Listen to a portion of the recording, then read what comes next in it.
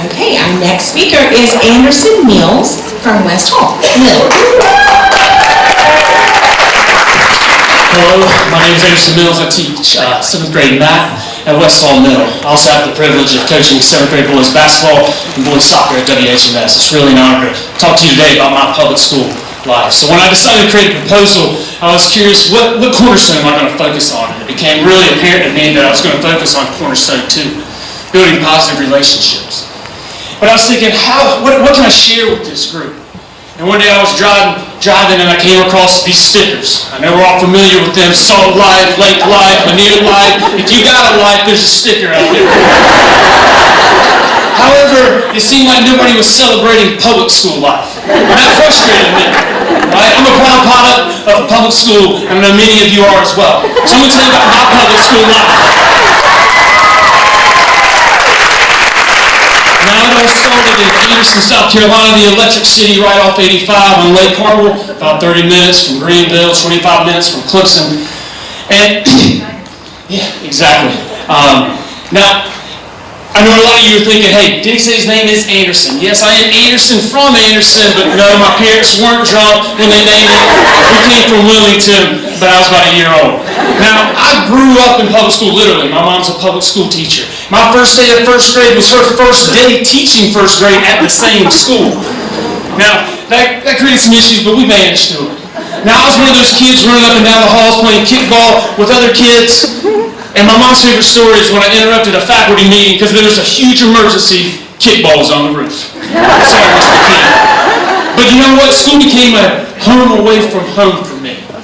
It became a place I really enjoyed being at. And good thing, because I was going to need that home soon. Now, I don't know about you, I love 3rd grade. Multiplication tables, cursive lessons, kickball at recess. Honestly, what's not to love? Right? But it wasn't a blast for long. See, one day my brother and I were laying on the trampoline, we were talking to each other like we would do, and we heard a commotion. My parents came out and they told us they're getting a divorce. And my world was crushed. I mean, I never thought of a day where they wouldn't be together, but luckily I had that home away from home. I was able to get lost in multiplication tables and cursive lessons and kickball at recess. I was able to get away from my problems at home, and as I reflect upon that time, I realized no longer was it just a home away from home, it was a healing center. It was a counseling center, a therapy session, a rehab, a place where I could go to heal from life's wounds. And I'd need that, because next up, middle school. And I don't know about you, but middle school was an interesting time for me. Now, my mom moved to Georgia when she met my stepdad, so my brother and I moved in with my biological father. He worked 3rd shift at a factory, so my brother kind of raised me.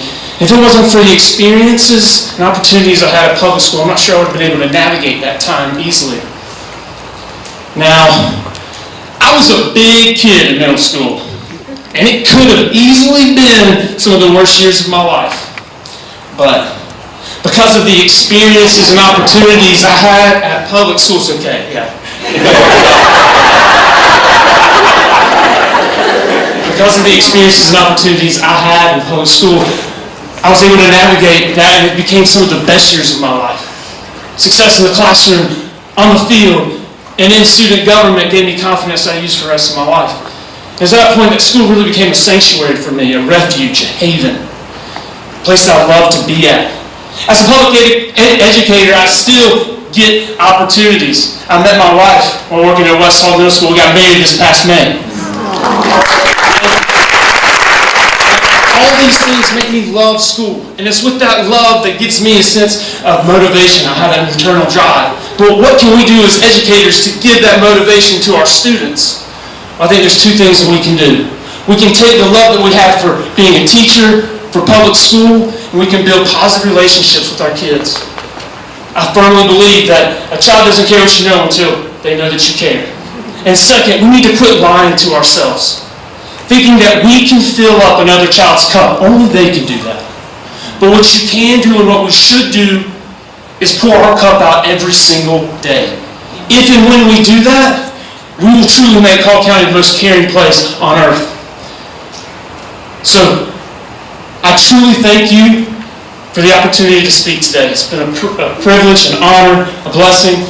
But I also want to thank each and every one of you for your service. You have a positive impact in our community and in this world. Thank you very much.